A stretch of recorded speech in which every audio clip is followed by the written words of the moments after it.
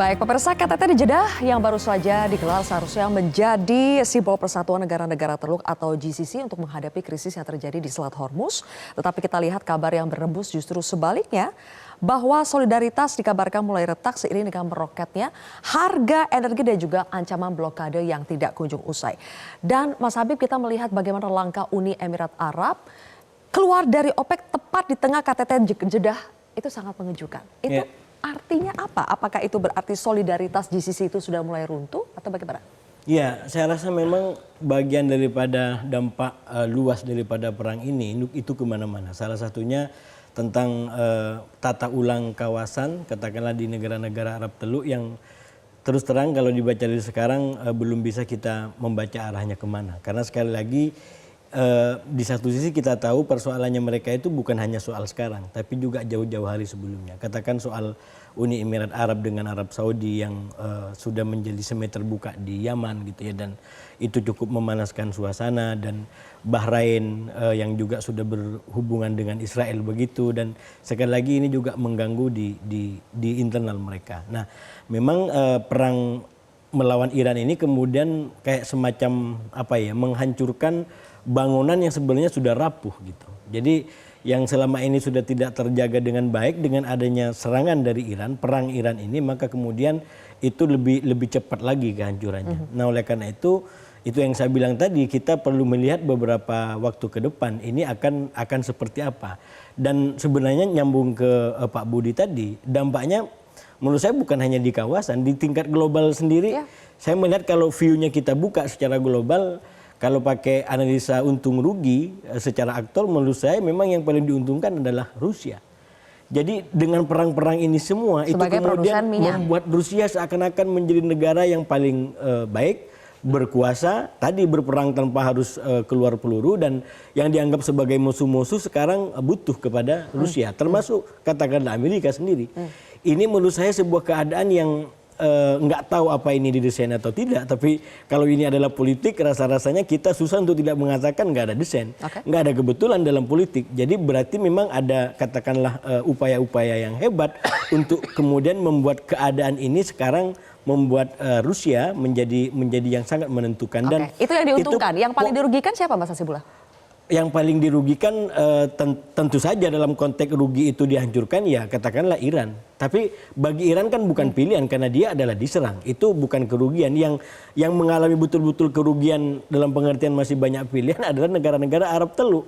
Yang mestinya dia berada pada pilihan tidak perlu diserang. Tapi saya menggunakan istilah gara-gara mungkin salah penempatan, Arab Teluk diserang oleh lawan dan kawan. Bahkan kadang-kadang Arab Teluk tidak bisa mendefinisikan siapa lawan, siapa kawan. Jadi itu bagi saya sesuatu yang sangat krusial.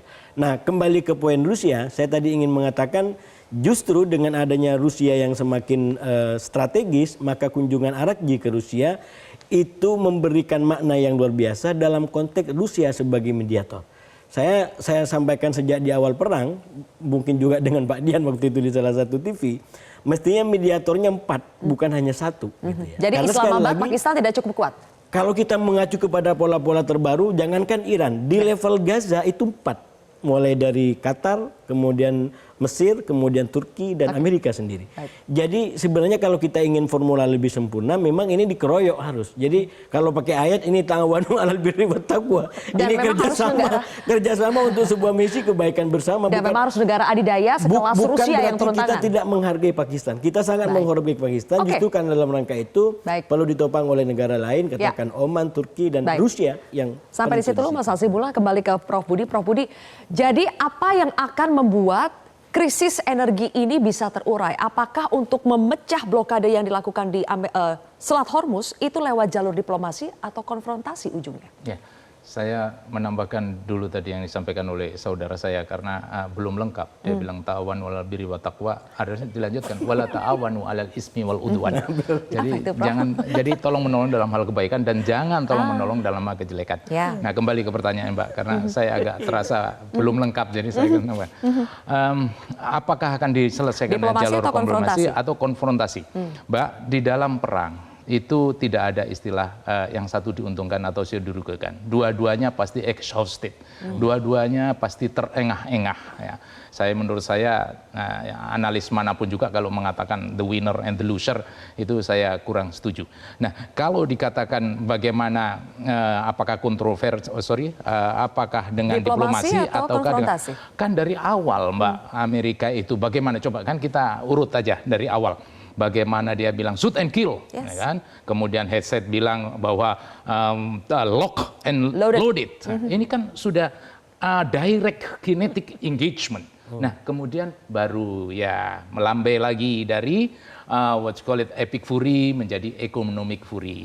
Kemudian sekarang naik lagi. Nah, that's what you call it politik, Mbak. Dari politik ya memang there is no friend and foe, but there is permanent interest, vital interest, survival interest, imaginal interest, dan vital interest, survival interest. Nah, itulah politik. Nah, kembali lagi.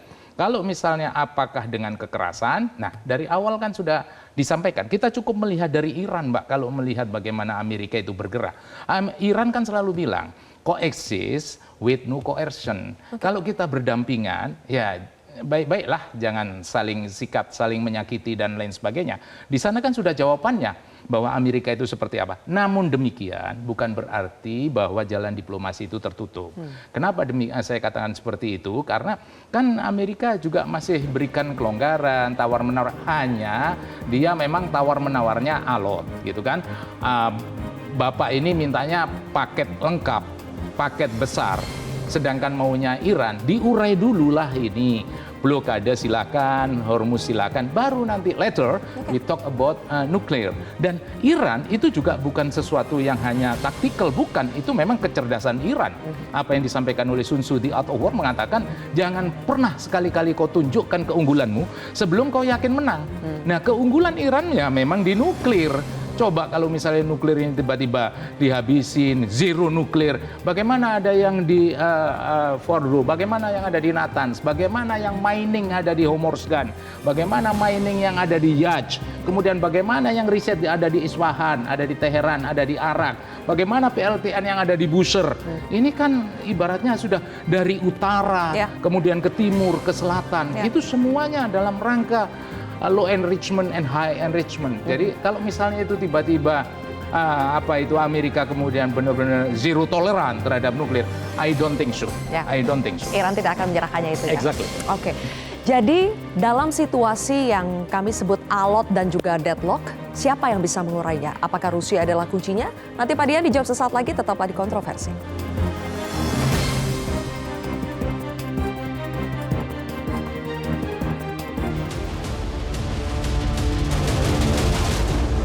Jelajahi cara baru mendapatkan informasi. Download Metro TV Extend sekarang.